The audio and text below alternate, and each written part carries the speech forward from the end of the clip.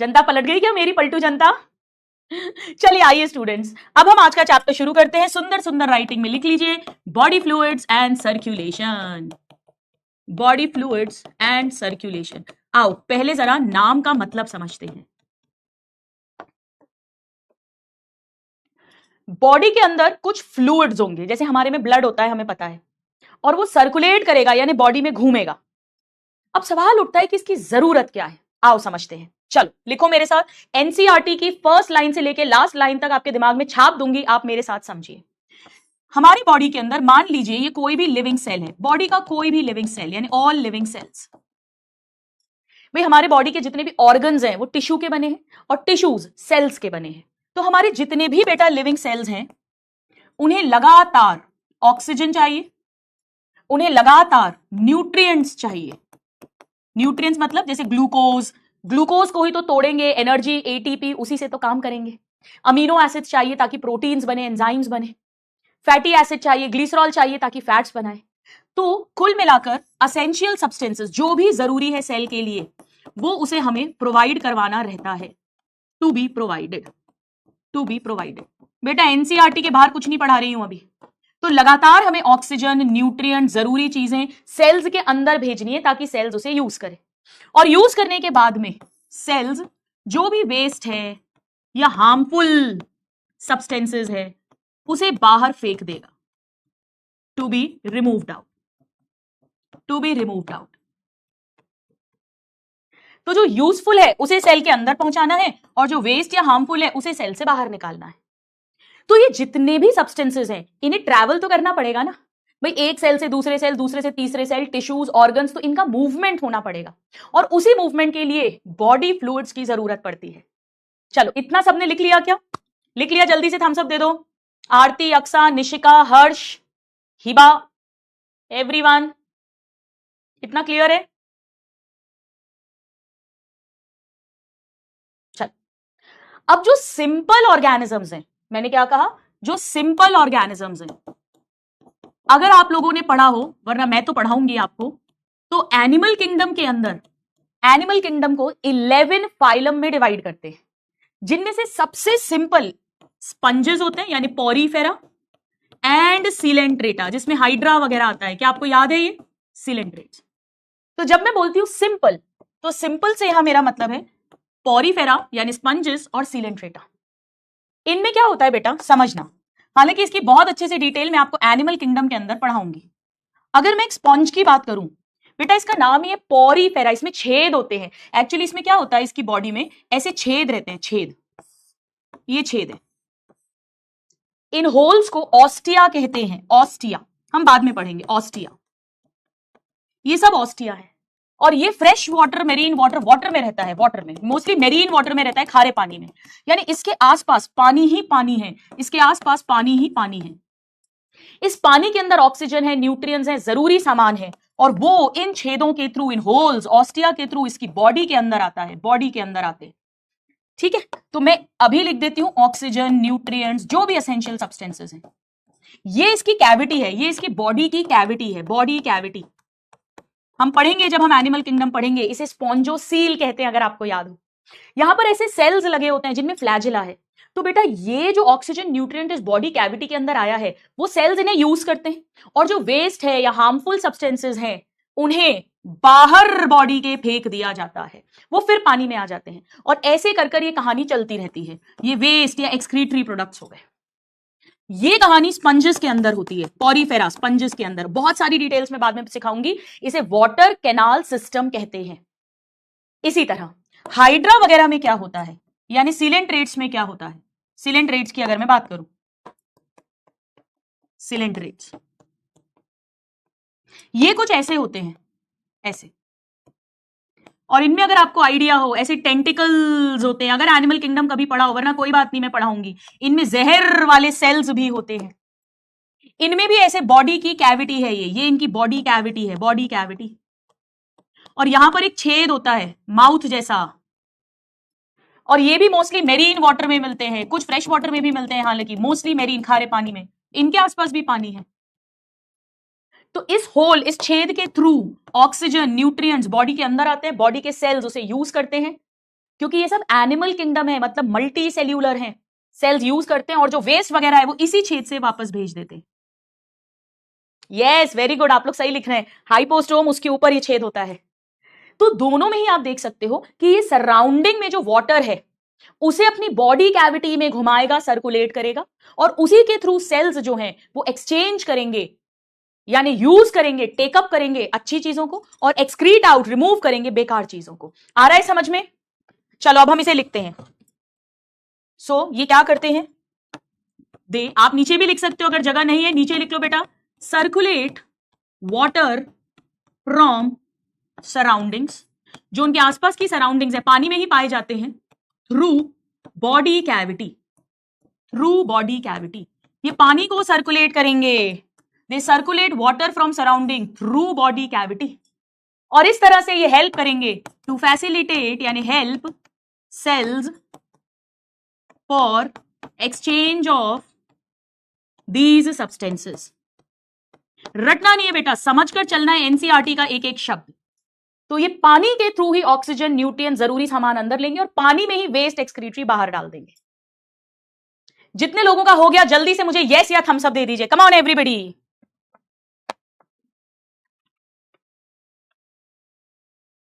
हो गया?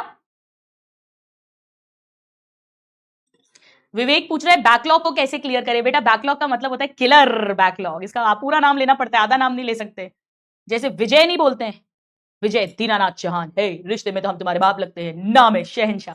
Killer backlog को थोड़ा थोड़ा रोज करो, करंट लेक्चर्स को कॉम्प्रोमाइज मत करिए, करंट क्लासेस को बिल्कुल कॉम्प्रोमाइज नहीं करना है, नहीं तो वो भी बैकलॉग में जाती जाएंगी। डेली 15-15, 20-20 मिनट एक्स्ट्रा निकालो, और संडेज को, और जो अगर कभी छुट्टी आती है उसे बहुत अच्छे से यूज करो। भले 1 महीने 2 महीने में कंप्लीट हो, लेकिन तमीज से, अच्छे से, क्वालिटी के साथ बैकलॉग क्लियर करना है। टेस्ट में कम नंबर आएंगे चलेगा। चल, अब ये तो सिंपल ऑर्गेनिजम्स की बात है, पर भाई हम तो ह्यूमंस की बात कर रहे हैं, यानी कॉम्प्लेक्स ऑर्गेनिजम्स, कॉम्प्लेक्स ऑर्गेनिजम्स।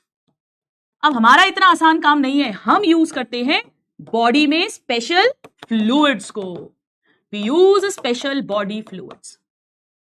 तो जो कॉम्प्लेक्स ऑर्गेनिजम्स हैं, हम जैसे, हमारे में स्पेशल बॉडी फ्लूइड्स हैं।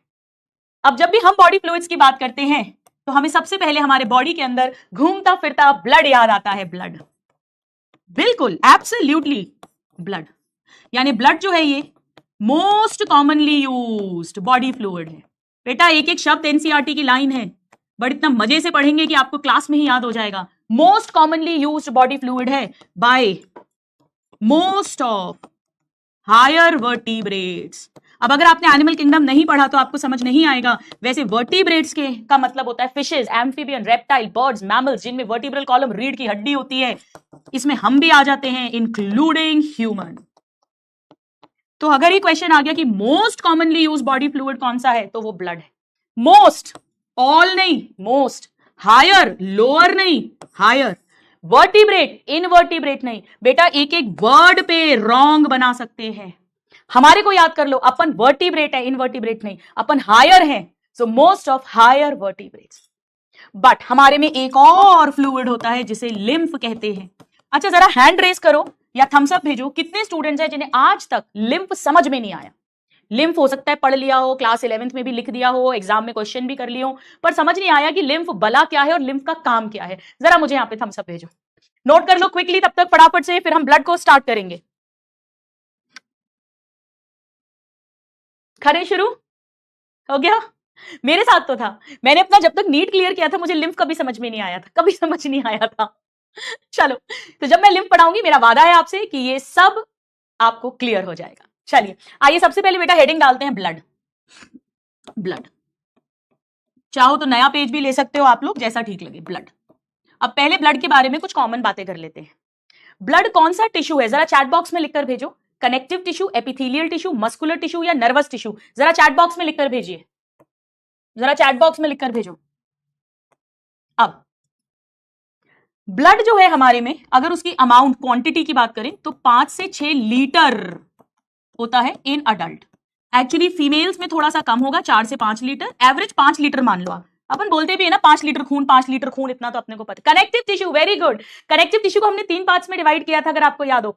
लूज कनेक्टिव टिश्यू जिसमें एरियोलर एडिपोज आता था, dense connective tissue regular irregular जिसमें टेंडन लिगामेंट्स आते थे, और स्पेशलाइज्ड कनेक्टिव टिश्यू जिसमें बोन्स थी, कार्टिलेज था, वहीं ब्लड और लिम्फ भी था। So this is a specialised connective tissue. बहुत बढ़िया। क्या कोई बताएगा कि इसकी कुछ खासियत थी, कुछ ऐसा कंपोनेंट जो हर कनेक्टिव टिश्यू में होता है पर ब्लड में नहीं था? किसी को याद है क्या खासियत थी? कुछ ऐसा जो हर कनेक्टिव टिश्यू में होता है पर ब्लड में नहीं था। मैंने लिखवाया भी था। देखे कौन आंसर करता है, देखे कौन आंसर करता है। मैं वेट कर रही हूं। Fibres absent. श्रुति ने बिल्कुल सही कहा है। वेल डन बेटा। इसमें प्रोटीन के धागे नहीं होते, फाइबर्स एब्सेंट। वैसे फाइब्रोब्लास्ट, फाइबर्स जो बनाते थे, collagen fibre, elastin fibre connective tissue में थे, वहां भी हमने पढ़ा था कि इसमें फाइबर्स एब्सेंट होते हैं। अब इसका जो पीएच होता है, पीएच वो 7.4 यानी 7 पर न्यूट्रल होता है, 7 के ऊपर अल्कलाइन होता है, तो ये हल्का सा अल्कलाइन है। जी हाँ, हमारा ब्लड हल्का सा अल्कलाइन रहता है। 7.4 इज द पीएच। अब जरा चैट बॉक्स में लिख के बताओ, अगर ये स्पेशलाइज कनेक्टिव टिश्यू है तो ब्लड एक्टोडर्म के सेल से बनेगा, मीजोडर्म से बनेगा, या एंडोडर्म से बनेगा? जरा यहां पे चैट बॉक्स में लिखकर बताइए ना। इसमें एक और मजेदार बात होती है कि हमने पढ़ा था कि कनेक्टिव टिश्यू के अंदर एक मैट्रिक्स होता है और उसमें फिर सेल्स होते हैं, याद है? और मैट्रिक्स के अंदर ग्राउंड सब्सटेंस है, फाइबर्स हैं, और जो सेल्स हैं फाइब्रोब्लास्ट वही उस मैट्रिक्स को प्रोड्यूस कर रहे हैं। यहां पर भी मैट्रिक्स होगा, लिक्विड पार्ट होगा जिसे हम प्लाज्मा कहेंगे। उसमें सेल्स भी होंगे पर वो आरबीसी, डब्ल्यूबीसी, प्लेटलेट्स होंगे, उसमें कोई फाइब्रोब्लास्ट वगैरह नहीं होगा, और वो प्लाज्मा नहीं बनाएंगे। वैसे फाइब्रोब्लास्ट मैट्रिक्स बनाता है, लेकिन यहां पर मैट्रिक्स यानी प्लाज्मा उसके सेल्स नहीं बनाएंगे। So matrix not secreted by its own cells. Blood के जो सेल्स हैं वो मैट्रिक्स नहीं बनाएंगे, वरना कनेक्टिव टिश्यू के फाइब्रोब्लास्ट सेल्स ही उसका मैट्रिक्स बनाते हैं। बेटा पूरा कनेक्टिव टिश्यू मीजोडर्मल था। काफी सारे स्टूडेंट सही लिख रहे हैं, मीजोडर्मल इन ओरिजिन, मीजोडर्म से बनेगा पूरा कनेक्टिव टिश्यू। अगर आपको याद हो, एपिडर्मल टिश्यू तीनों जर्म लेयर से बनता है, नर्वस टिश्यू एक्टोडर्मल है, मस्कुलर टिश्यू मोस्टली मीजोडर्मल है, और कनेक्टिव टिश्यू भी पूरा मीजोडर्मल था। जिन बच्चों को याद है बहुत बढ़िया। अब ब्लड को 2 हिस्सों में बांटेंगे जैसे कनेक्टिव टिश्यू को बांटते हैं, एक लिक्विड पार्ट यानी मैट्रिक्स पार्ट जिसे हम यहां प्लाज्मा कहेंगे, और दूसरा सेल्स। तो आइए एक न्यू पेज ले लीजिए, और अब हम लिखते हैं कि ब्लड को 2 पार्ट्स में डिवाइड करेंगे। पहला है प्लाज्मा और दूसरा सेल्स। सेल्स को बोलते हैं बेटा formed elements, formed elements. Short में बोलूं तो ब्लड सेल्स। इन्हें ब्लड सेल्स भी कहते हैं या ब्लड कॉर्पस्कल्स भी कहते हैं, ब्लड कॉर्पस्कल्स एक ही बात है। अब अगर आप पूरे ब्लड को देखो, टोटल ब्लड को, तो बेटा 55% प्लाज्मा होता है, 55%, और 45% जो बचा हुआ हिस्सा है वो फॉर्म्ड एलिमेंट्स होते हैं। ये इंपॉर्टेंट है। आधे से ज्यादा मैट्रिक्स है, फ्लूइड पार्ट है। This is the fluid matrix, fluid matrix, fluid matrix. हल्के पीले रंग का होता है, इसे स्ट्रॉ कलर भी बोलते हैं, स्ट्रॉ कलर्ड। बेटा स्ट्रॉ का मतलब ही होता है हल्का पीला, पेल येलो, और थोड़ा गाढ़ा होता है, थोड़ा जेली जैसा होता है, जैसा कनेक्टिव टिश्यू होता है उसे बोलते हैं विस्कस। जिसे नहीं पता वो लिख लेना, विस्कस का मतलब होता है गाढ़ा, ऐसे पतला पानी जैसा नहीं है ये। तो एनसीईआरटी की लाइंस है, स्ट्रॉ कलर है, फ्लूइड मैट्रिक्स है, टोटल 55% है, विस्कस है। ऐसा समझ लीजिए कि अगर ये एक ब्लड वेसल मैंने बनाई है मान लीजिए, तो इसके अंदर ये लाइट येलो कलर पूरा ये प्लाज्मा है 55%, और इसके अंदर फिर हमें आरबीसीज मिलेंगे। ये सपोज आरबीसीज हैं, अभी मैं सब सिखाऊंगी, है ना। ये मान लो डब्ल्यूबीसीज हो गए, ये डब्ल्यूबीसी हो गए, और ये सपोज करो ये प्लेटलेट्स हो गए। ऐसे मान लो 3 तरह के सेल्स हो गए। तो जो फ्लूइड है, मैट्रिक्स है, सेल्स के बीच बीच में भी बोल सकते हो, या सेल्स के बाहर का जो मैट्रिक्स है, स्ट्रॉ कलर का है, विस्कस है, इसे ही प्लाज्मा कहते हैं, मैट्रिक्स को ही प्लाज्मा कहते हैं। अगर आप इस प्लाज्मा की कंपोजिशन देखना चाहो, कंपोजिशन, तो बेटा इसमें पानी होता है 90 से 92%। जी हाँ, 90 से 92% प्लाज्मा के अंदर पानी है, पानी। और 6 से 8% इसमें प्रोटीन्स हैं, प्रोटीन्स, प्लाज्मा प्रोटीन्स 6 to 8%। ये सारा डेटा इंपॉर्टेंट है, एनसीईआरटी की लाइंस हैं। 90 से 92% पानी है, 6 to 8% प्रोटीन्स हैं जिन्हें हम प्लाज्मा प्रोटीन्स कहते हैं। अब ये प्रोटीन्स भी बेटा 4 तरीके के होते हैं, ये प्रोटीन्स 4 तरीके के होते हैं। पहले प्रोटीन का नाम है, आपने जरूर सुना होगा कभी ना कभी, एल्ब्यूमिन। दूसरे प्रोटीन का नाम है ग्लोब्यूलिन, बोलो मेरे साथ। तीसरे का नाम है प्रोथ्रोम्बिन, थ्रोम्बिन। और फोर्थ का नेम है फाइब्रिनोजन, फाइब्रिनोजन। ये चारों प्लाज्मा प्रोटीन्स है, टोटल मिलाकर ये प्लाज्मा का 6 to 8% बनाते हैं। बेटा ये जो दोनों होते हैं ना, ये वाले दोनों, जब हमें कट लगता है, ब्लीडिंग हो रही है, खून बह रहा है, तो इन्हीं दो की मेहरबानी से खून का थक्का जमता है, ब्लीडिंग स्टॉप होती है। यानी मैं यहां लिख देती हूं, role in blood coagulation. Clotting या कोएगुलेशन एक ही बात है, इसे हम नेक्स्ट क्लास में पढ़ेंगे, तब हम बात करेंगे और डिटेल में। नाउ एल्ब्यूमिन का क्या काम है स्टूडेंट्स? एल्ब्यूमिन में अभी बहुत डिटेल में नहीं पढ़ा सकती हूं, बस आप इतना समझ लीजिए कि एल्ब्यूमिन हमारे ब्लड में वाटर का बैलेंस करता है। अगर जैसे मैं आपको एक रियल एग्जांपल बताती हूँ। जैसे आपको पता है मैं गायनेक हूँ प्रैक्टिसिंग, तो जब हमारे पास कोई प्रेग्नेंट लेडी आती है और हमें सस्पेक्ट होता है कि इसकी थोड़ी स्वेलिंग आ रही है ना, क्लिनिकल चेकअप में फेस पे थोड़ी स्वेलिंग आ रही है, पैरों में स्वेलिंग आ रही है, तो हम उसका एल्ब्यूमिन टेस्ट करा लेते हैं। अगर एल्ब्यूमिन बढ़ा हुआ आ रहा है, इसका मतलब है कि उसका नियर फ्यूचर में ब्लड प्रेशर भी बढ़ जाएगा। हम पहले ही सस्पेक्ट कर लेते हैं, हम उसे बोल देते हैं कि आप नमक कम कर दीजिए, आप अचार कम कर दो, चाट मसाला मत डालो, सैलेड्स लो तो उसमें ऊपर से नमक या चाट मसाला मत डालो, और रेगुलर अपनी बीपी मॉनिटर कराओ आसपास में, और मुझे फोन कर या व्हाट्सएप पर बीपी की रीडिंग्स भेजिए, ब्लड प्रेशर की। उसको थोड़ा फ्रीक्वेंटली बुलाते हैं, क्योंकि प्रेगनेंसी में हाई ब्लड प्रेशर के कारण मदर को फिट्स तक आ जाते हैं, बच्चे के यूट्रस के अंदर ही डेथ भी हो सकती है, इतना खतरनाक होता है। और अगर मान लो हमने बीपी चेक करा और ऑलरेडी अभी बढ़ा हुआ है, तो फिर हम उसकी मेडिसिन भी स्टार्ट कर देते हैं। तो एल्ब्यूमिन टेस्ट कराया जाता है ब्लड प्रेशर के लिए, और ब्लड प्रेशर कब बढ़ेगा? जब ब्लड वॉल्यूम बढ़ेगा, तो वो रिलेटेड है।